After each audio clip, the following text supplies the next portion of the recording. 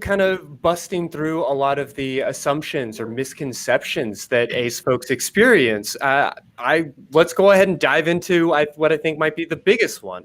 You know, you first met this show when you came on and appeared with the Black Widows. You're this incredible burlesque performer. You also work in fetish wear and in kink communities.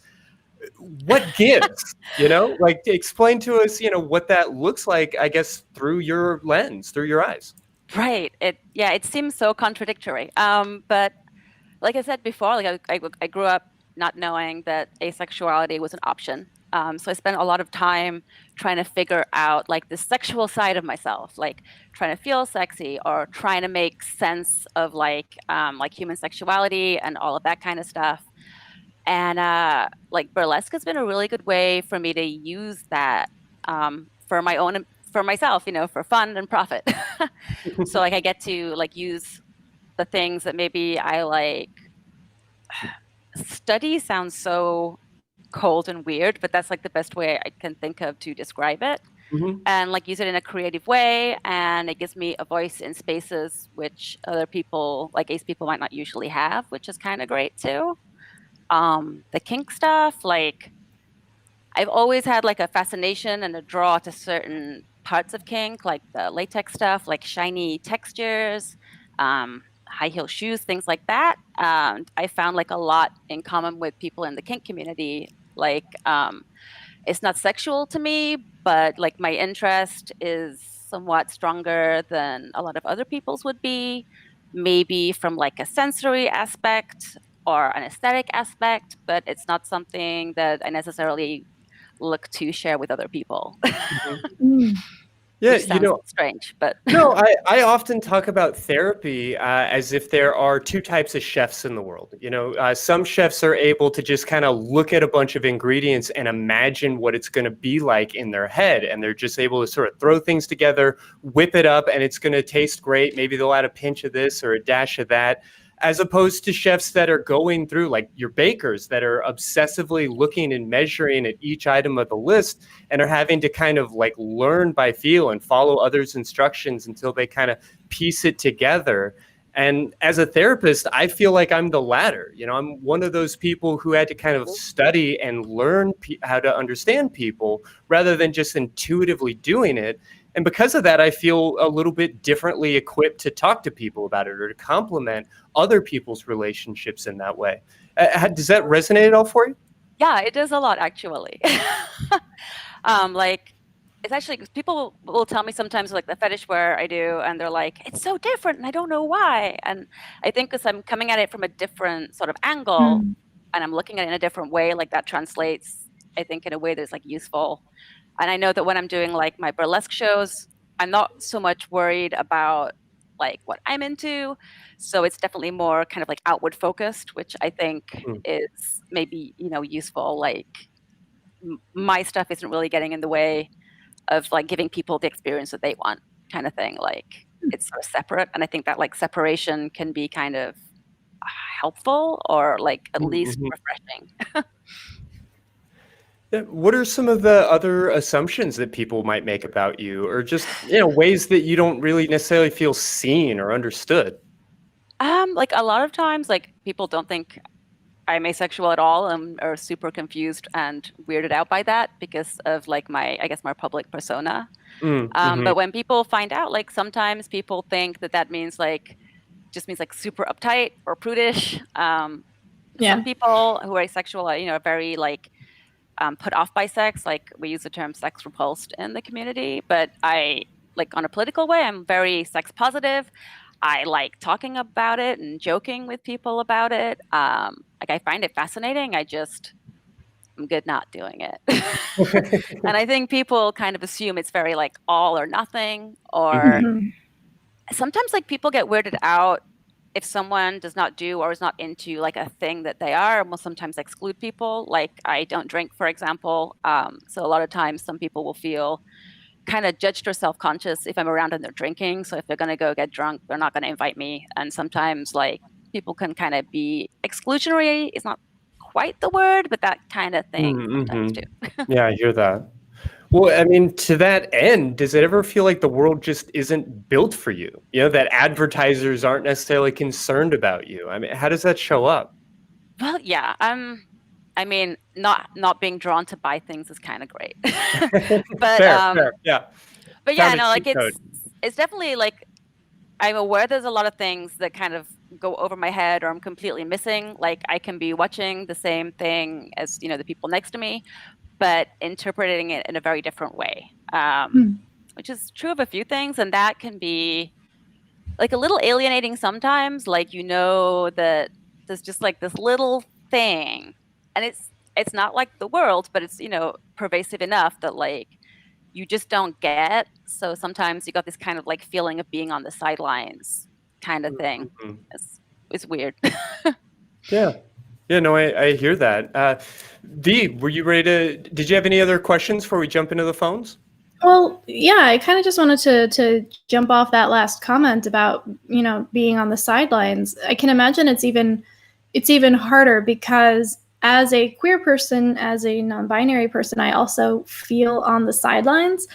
But there are certain areas where I can go within the queer community to be like, okay, I'm not on the main stage, but like, here's my little ring on the side that I hang out in. But in situations like yours with asexuality, even in the queer community, you still find yourself sometimes on that fringe, on the outskirts a little bit, and just that must be an interesting and kind of difficult place to come from. Yeah, it is. Like I know a lot of people talk about how they don't feel like they fit in with like the heterosexual world, but then like the LGBTQ plus world don't necessarily want you either. So it's like this weird no man's land. I've been really lucky in Austin because I found a lot of the places and people here have been like very accepting of like the ace community. But I appreciate that I'm kind of sheltered compared to a lot of people that I talk to out there. Like one of the things I'll do is if someone lists like the whole alphabet, like, you know, LGBTQIA plus or whatever, I'm like, all right, you got the A there. I'm probably good. But if someone like stops at like say like T, I'm like, and I always missed a whole lot of other letters. Yeah. I always tell people if they're worried, like reach out and ask. Yeah. Like, hey. Yeah. But yeah, like a lot of times it's kind of everyone's just like, can you just not have sex quietly? Oh gosh. Love you. Oh my gosh, that's so in the States at least, like there is so much pressure to not have sex until it's okay to have sex, and then if you don't in that moment, then you're still doing it wrong. Right. Like, there's no But only a here. particular type of sex and only with the right person, the right singular Right, exactly. person is blessed by God. Right. And then if you don't do that, how dare you? Right. People get really offended by that. Like, that's fascinating. Well, it's like everyone assumes like, oh, well, you know, like religious right or whatever really like it when people don't have sex. And I'm like, no, they really like it when people don't have sex with the wrong people. It's not about sex, it's about control. So once in a relationship, you're expected to do certain things. Your womanly duties. Yeah. Or even husbandly duties. Like it goes across like the genders. And I've known a lot of people who are from very like conservative backgrounds who are asexual and have a really hard time with acceptance and pressure when it's time to do the sex, and all of a sudden they're like, nope, they're like, it's time to do the sex. Yes. Oh my goodness. And then there's this whole other element as well, which is, and I know we have to get to calls soon, but I'm just fascinated by this. The idea that there is so much about the queer community that is centered around sexuality. And, you know, for better or worse, I think a lot of it is a pushback to a more puritanical, purity culture type, response that they got. But at the same time, the idea of being able to code queer without also coding in some kind of very specifically sexual way is very interesting. So I'd imagine that combining the whole burlesque thing with the asexuality thing, you're presenting queer, right? Like there's an element of queerness there, but you just you are not embodying the sexual aspect. And I imagine that's confusing for a lot of people who kind of tie the two together. Yeah, I think it is. Like, I mean, it makes sense. Like, I think because we're always, raised like sex is inevitable. Like, eventually you will feel it and it'll happen and it'll be, it's about holding whatever. back the dam. And I think, like, I mean, like sex and like physical, visual expressions for like different like queer groups has always been like a very dangerous and transgressive thing. Like just holding hands, like even something as simple as that. So I think like being able to celebrate like a sexuality that people could get, murdered for, like, is a huge transgressive act. And I think it's like an important part of the culture. And it's, I mean, for asexual people, it makes it a little difficult to find the place, but at the same time, like, it makes sense to me. Oh, certainly. Huh. That's fascinating. I could talk about this all night.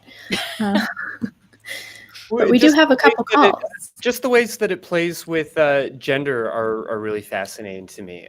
This idea, I mean, I hear a lot of straight women say something, kind of passive aggressive about how like, oh, it'd be great to be a lesbian if only I was attracted to women, speaking pretty much only about their sexual attraction. Right. And there's this idea that like, oh, I love my friend if only I was sexually attracted to my friend. And this idea, the way that plays with our preconceptions about what romance is and what romance requires and all of those pieces, I think is really beautiful and fascinating. But also something our culture is not well equipped to deal with. Yeah, like a lot of the stuff gets sort of rolled in, like in asexual communities, when we talk about things as like romantic attraction, you get sexual attraction. People might talk about like aesthetic attraction, or all kinds of different things. But society kind of bundles it all together. It's like romance and sex and all of that goes in like this one neat bundle. And I think like even if you're not asexual, like I think untangling that bundle and like seeing all these different parts of the way you could be drawn to another person or express like your interest with another person is, I think, like really interesting and valuable. And I think like it's definitely worth exploring the different ways that we can be intimate or attracted or committed to somebody if we take sex out of it and look at like the whole picture. Like it's, yeah. Well, and I'd like to think that we're all doing that. But some people are like, without sex, how do you have love? Yeah, no, exactly. I guess I'd more mean that it's a good lesson to all of us. I think it's a good idea to be keeping in mind.